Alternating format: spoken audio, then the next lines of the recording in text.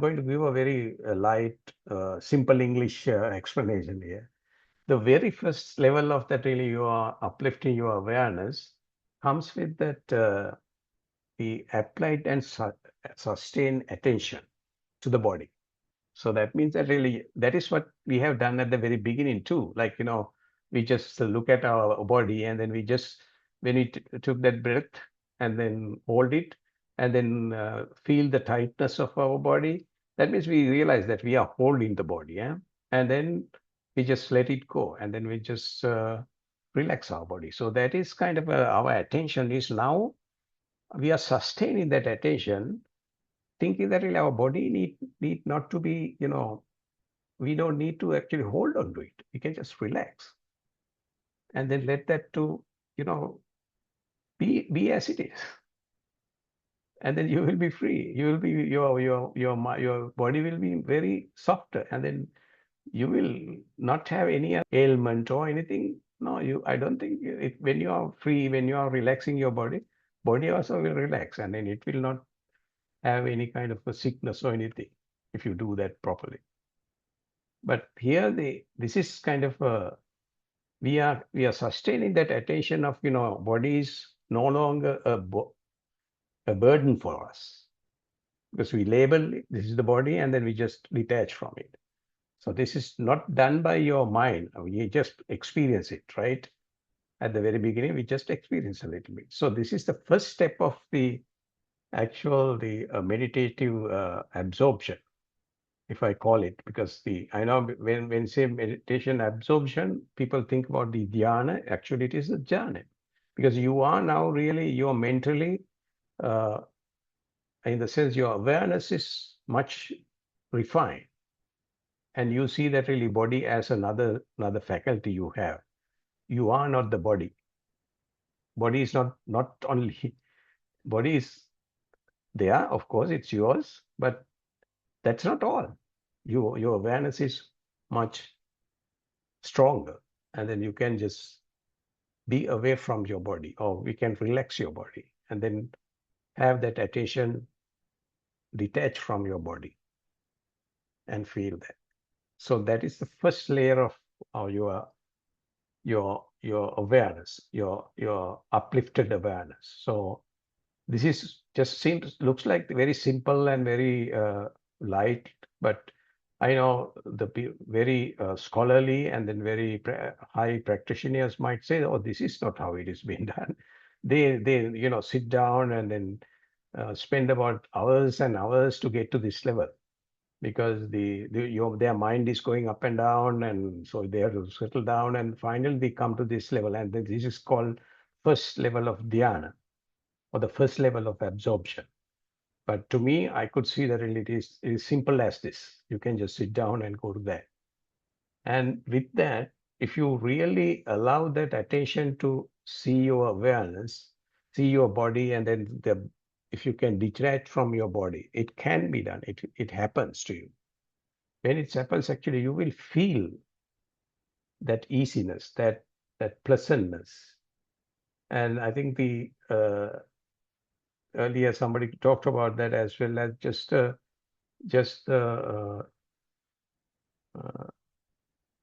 blissfulness.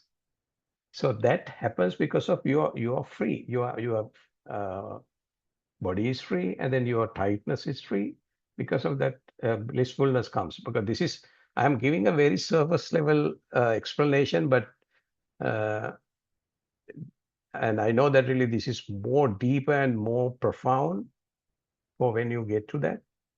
So this is the second layer. So I'll go over with that because I don't want to make it that simple as I say, but actually in the same time, I wanted to give the idea of what it is for you as an introductory class. So, so the second layer was the blissfulness. So it's actually called dhyana, different, preeti.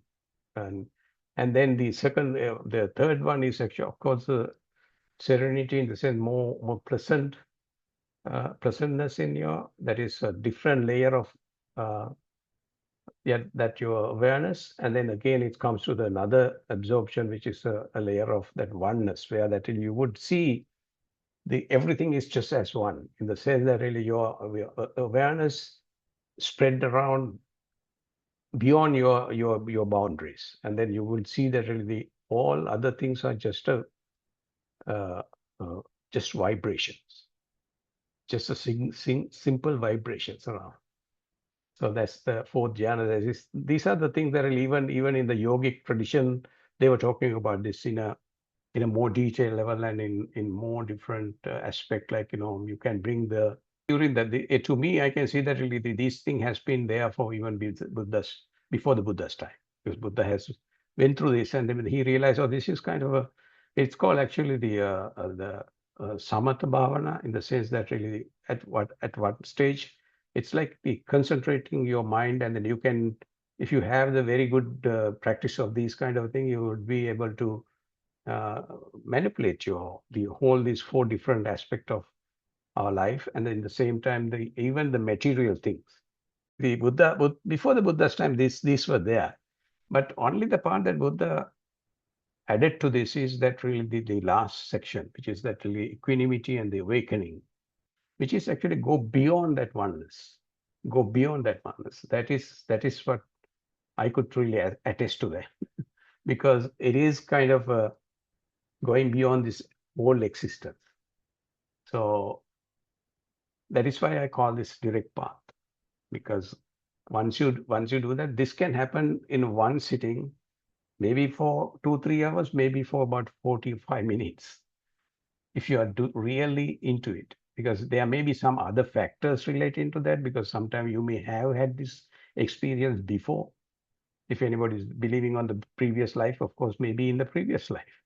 But this life, you have to have that trigger, just a little trigger. Then you will go through this all the way into that. Because I have met so many people like that. I mean, in my other groups, there are people, giving the testimony that really this is what is happening, and I don't know how this happened. So I can feel that really, okay, how it happened, because they had some practice in previous births and all that. So that is why the direct path is more relevant, because some people, whoever come to this meditation and who have been driven to this path of spirituality, they have had that experience before, or they have had that kind of an inclination within them.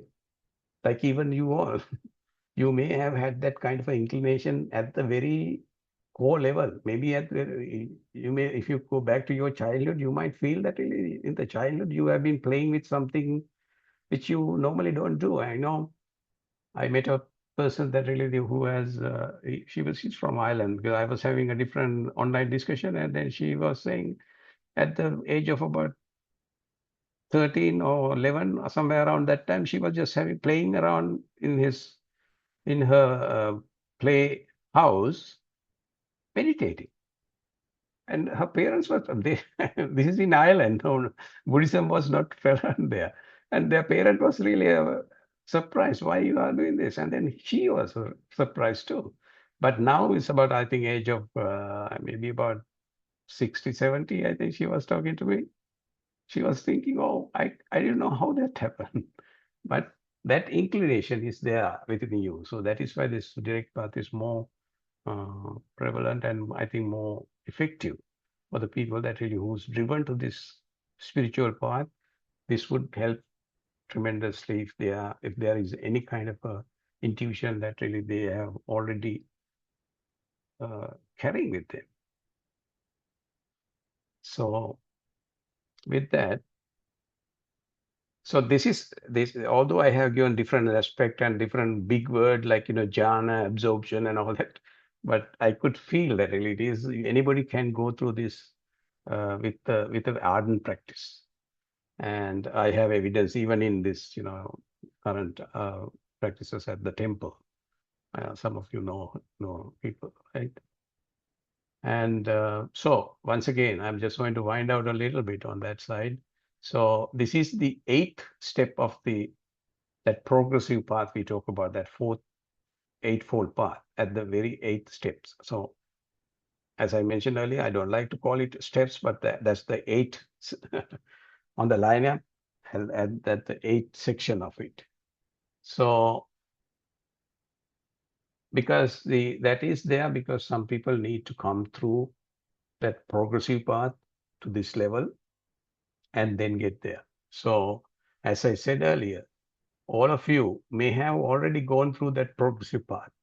And just at this point in time, you are really looking for this direct path.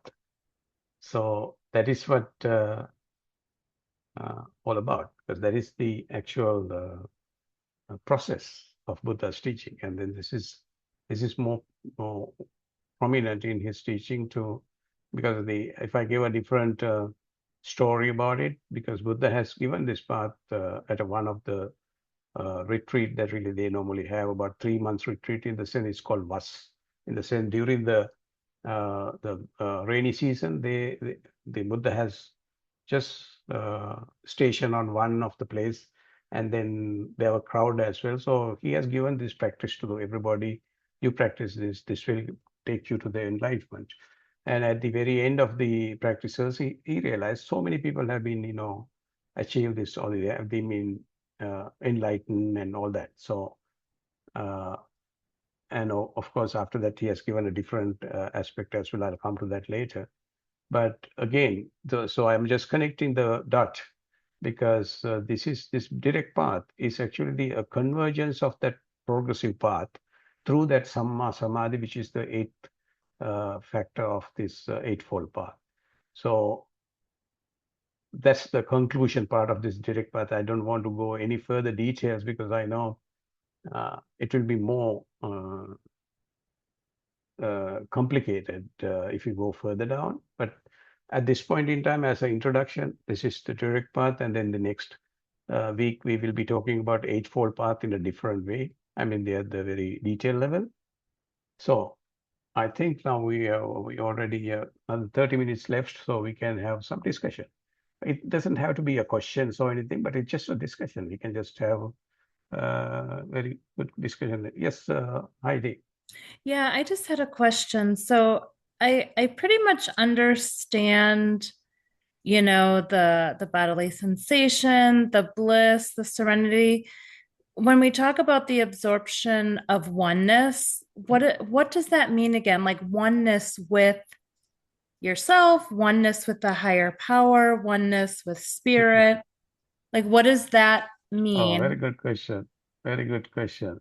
It is now, first I will explain the absorption. Absorption in the sense that really kind of a plane, kind of a degree of your awareness, right? You're uplifted that awareness. So when I say that now uh, Mm, at the very first time, very first level is actually sustaining your attention. That means you have the kind of attention span. Like, you can keep your attention for 5 minutes, 10 minutes, 20 minutes, right? So that's mhm, kind of a skill is kind of a absorption. That's how it's been noted as. So same way that you might have the blissfulness as a longer time because you are now really uplifted that awareness and then you have that blissfulness throughout for half a day, full day or something like that, right? I'm just giving a kind of a mhm, indication for you to understand, right? And in the same way that serenity is like, it's more than the blissfulness. It's very, very, very quiet, calm. The very good analogy given for that is the blissfulness is like, you are filling the sink with opening the tap and you have the outlet is closed but you're opening the tap and then your sink is getting filled with mhm, bubbles and all that, so that kind of a mhm, enthusiastic like feeling that you have, so it's just kind of blissfulness. But once it's filled up, the tap is closed, so it will just be there won't be any ripples or anything on the water, it will be just settled, right? And mhm, that's the serenity. So you will be not really agitated, or you will be not have that kind of a thrill notion, but you will have a very quiet, tranquil uh, feeling that will last for long. Sometimes the people who have done a longer meditation, it will last for a couple of days sometimes. So I know that really mhm, some people have 7 days meditation. Of, about a day that really or two, they are really with that serenity, but again it goes away. Now it's come to your question of one pointiness.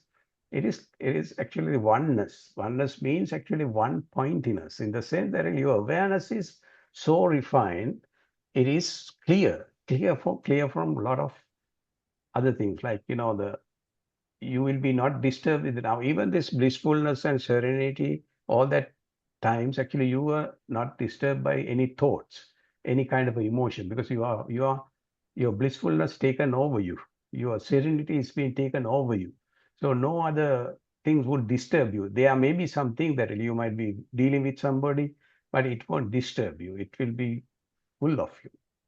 But in the same time, when you come to the oneness, your attention is so refined, it will stay there all the way. And then any other things happening out there, with my experience, I would say, they are just like a little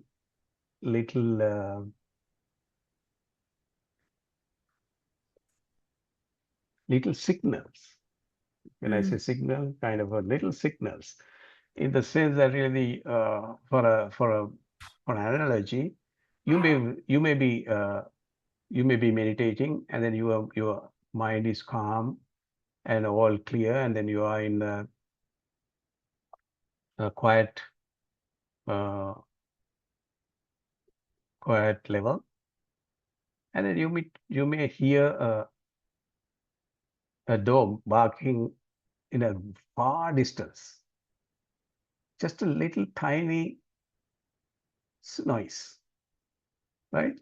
Similarly, this is an analogy. This is not the real thing. Once you come to this oneness, it is like you are with everybody. Like there's no differentiation between that. This is kind of a water. If you that glass of water represent you, by any chance, if you break the glass and then, or if you pour the water into ocean, that ocean will now that water will mix with the ocean. Now you can't find your inner self. What's that part of my water? No, you can't find it, right? It's all mixed up. So that ocean is the oneness. You see? And this has been normally known as, even yogic tradition, that they were talking about Atman, and they call it, oh, this is the higher super level. So you join with them. There are some similar statement, like even Christianity talking about being with the Father, joining with the Father, that kind of having the relationship with the Father.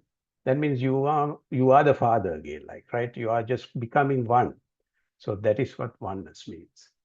That you can feel, but that is a very high level. There are different names for those things, and different planes, like institution, like they call it. So it's called ayatana. About it. This is called, like the Neva Sanya Na Sanya Ayatana. This is the actual Pali word or Sanskrit word. So that is kind of a plane layer. Some people who come to that level, they think that this is it, and that is all the enlightenment is. But Buddha realized, no, that is not at all, because that person will reborn again. And then he realized that you have to go beyond that. And then that is where that really we call it non-self. And that is the place where that really you have that equanimity. And then I didn't even mention that as a equanimity as the absorption, because there is no even absorption there at all. It's awakening.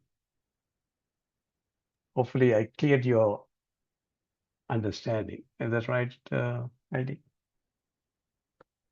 Yeah, you did. Thank you. Very good question. Very good question. Have you been studying Buddhism before, Heidi? No, I mean, I just dabbled in it a little bit. Uh-huh.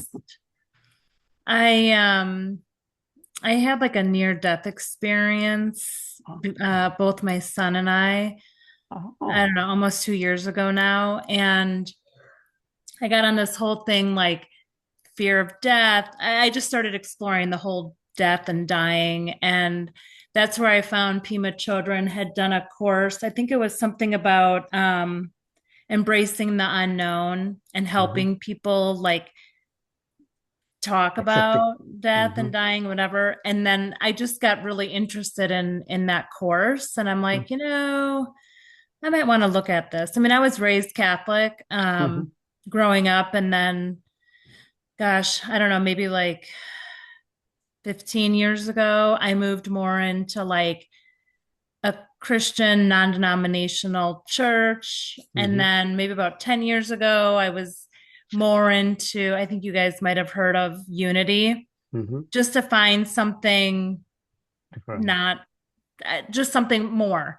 So Hmm. I'm just, and I don't do that now. And I'm just trying to find, I'm searching for more. And after I took that course, I was like, this might be, an area that I want to explore more. Oh, very good. Very good. That is that inclination I was talking about, because you do have that kind of a curiosity Hmm. that this is different. This is not what really I'm looking for. I mean, there's something in there. So Right. that is actually comes from sometime from the previous birth or anything. I don't know whether you believe in it or not, but it's Hmm. something it's which is in you, in your core. Right. And I know so many people like that. The one I don't know whether you haven't been to our Thursday meeting, right? Mm-mm. Not yet here. You can join No. as well. But one of the girl actually, she was. This was, I think, I started this meditation sessions, I think, about 2 years ago. But somewhere around last June, I mean, the June before the last June, I think she came and just sat down, and then I gave the instruction. She followed it properly, and then finally she ended up saying that, "Oh, everything is just now real." And then she had a very good experience. She was just talking Hmm. about at home. She Hmm. just is not panicking anymore. And everybody was panicking here and there, but she's very peaceful. And then she has been I mean, she has been actually teaching at Sunday school in Christian schools. Wow. It's a kind of a thing that you have to find within you. Don't even because I am saying this all that thing, don't believe it as well. You have to find out. You have Hmm. to experience it. So I mean, you can. What I'm doing is, of course, giving that mentor kind of instructions. So you have to find out that inside. Right. Very nice to hear. Very, very glad to hear that you are inquisitive. Yeah. And yeah, hopefully you will get some out of these classes. Oh, for sure. Yeah. Is Avros, you want to talk? Yes, so these are the four jhanas, and I believe they're called the rupa jhanas, right? So that's the jhanas of the form. But Yeah. there are either four or five arupa jhanas, the Hmm. formless attainments too. Hmm. Um, what is your opinion about those? The other thing Yeah. is, second question, um, when the Buddha talks about the four jhanas, supposedly, if a person attains them, then is it that the next stage is enlightenment? Mm. And if it is, then what about the Arupa jhanas? Because Okay. I actually Very good. discovered them when I was, like I said, I was studying the Pali Canon. So I came across Chula Shunyata, which is like the shorter discourse in Majjhima Nikaya, shorter Mhm. discourse on emptiness. Mhm. I don't know how it says Shunyata. Mhm. And I know what so you're that talking actually about. talks about these four or five, formless Yeah. attainments. Yeah. Uh, Yeah. Okay. I know what you're talking about. I'll go to that detail. And one more thing before I go further, I mean, for everybody's sake, I think what we are talking about kind of this absorption. There are even very beginning, I was just wondering what it is. And then finally I realized that all these things I went through. And then now only I realized that really this is how it's been categorized and named. And so these kind of absorption, which called dhyana and all that, originally they have two different types. What is actually the rupa jhana, that is form jhana with form, and then the formless jhana, which is arupa jhana, which is another four of them. That is eight of them, right? But all those things has been there before even Buddha's time. Buddha has just adapted them to say that really they are helpful for this path. And for you, Avars, that really the Buddha's true jhana, he call it, these are mundane jhana, like, they are not super mundane, they are mundane jhana. But his real jhana is actually four stages of enlightenment. Sotapanna, Sakradagami, Anagami, Arya. That's the Buddha's teaching and his dhyana. This is only 4 there. But he talked about this too, because this has been there before his time, and he has gone through this too. And then I can relate to all of these things too. I'll come to that, your questions. Of this 4 jhana, now I have shown it's 5. 5 is the last one, that awakening. So we'll take that out. And then you will see the 4 jhanas, which is the form with the form. That is that sustainability, that which is the Pratama dhyana. And the Dutiyaka jhana, which is blissfulness. And then the Tatika jhana, which is actually that serenity. And then the 4th jhana is actually the Ekagata. Of that 4, my experience and my understanding, my relevance to, or my reference to other 4 formless jhanas are built in, or are they are inside this absorption of oneness. Because once you come to the oneness, you are just detaching from form, and then you are on the formlessness. That is why you feel that, in the example I gave to Heidi, that you have a signals. That is what that really is called, that, the neva sanya, na sanya. Sanya means signal. Signals is just out there, but you are away from that. And then you feel that signal, Buddha identified that signal is that really nama rupa, which is being taken as you are away from that. And that is why people thought that really with that oneness, they are enlightened. That kind of understanding had been there before.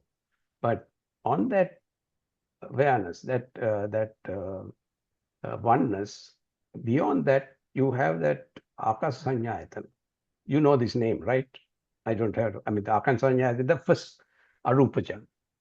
That is Okay. That is the first arupa jhana. So that means in a Okay. jhana means actually it's kind of another stage. So you are within that oneness, or that ekagata, you jump into that, because you will see that really there will be only when I say akasanyayatana, that means actually the spaciousness. That spaciousness, or the cosmic level spaciousness, if I say. I'm just giving some word, because I know this yeah, is so have to be experienced, right? yes, I think that the word I thought about, or at least I read it in a translation, was emptiness. So it's emptiness, then I think it's consciousness. Yes. These are the arupa jhanas, and then after consciousness comes perception, or nothingness, actually. Nothing. Yeah. No. So emptiness Yeah. is actually space. You're right. It's basically kind of this space. Space. The first one, that consciousness come to next, because which is actually the vinyanas nyayatana, and the one after that is the neva vinyanas ayatana. That means not even there is no vinyana either. And then even after that is that neva sanya na sanya, which is actually neither perception, no perception, the perception. All those are all those things are built into this oneness, because I can feel that you just jump off of that, and then after that you are not connected with this whole universe, but you are really dealing with some kind of stages that really you can feel, you can connect with those things, and that you can see that you are just letting go of that as well. They are just letting go. And finally, you come to that Nevasanya, Nasanya. So some people have really realized, oh, this is what it is. That's all, nothing. And but Buddha mentioned that no, that's again something you are connecting off and on. But you do not need to connect to that either. You're just beyond that. I'm not, yeah. Are you with me? Yeah. Yes. So those are the 8 jhana, and then the actual Buddha's teaching, his core teaching is about that 4 stages of enlightenment. Those are the dhyana. So that is also have some relevance to this, but I don't want to mix it up, because they are different. Because they are super mundane. These are all mundane. All these dhyanas are mundane. The 4 stages of enlightenment is when you're progressively getting rid of the 10 fetters. 10 fetters, exactly, right. Yeah. 10 hindrances, yeah. Yeah, that will happen to you with all this. There is a connection between that too, and then we'll come to that. And this is more detailed. Yeah, that is my question. So what would be the relationship between the 4 stages of enlightenment while you're getting rid of those hindrances, the 4 jhanas that we just discussed? Yeah. How do they correlate? Yeah. Now this 5 hindrances. Once you're getting into this, once you are developing these 4 jhanas, actually there are you have to divide this to 5. I'll give you that as well. I don't know whether it's boring for the others. I just want to make be concerned about the other people. Are you really with us, or I can take this off with others, because I've been emailing with him separately as well. What do you think? I mean, if others Yeah, we could do, talk about it next time. yeah, if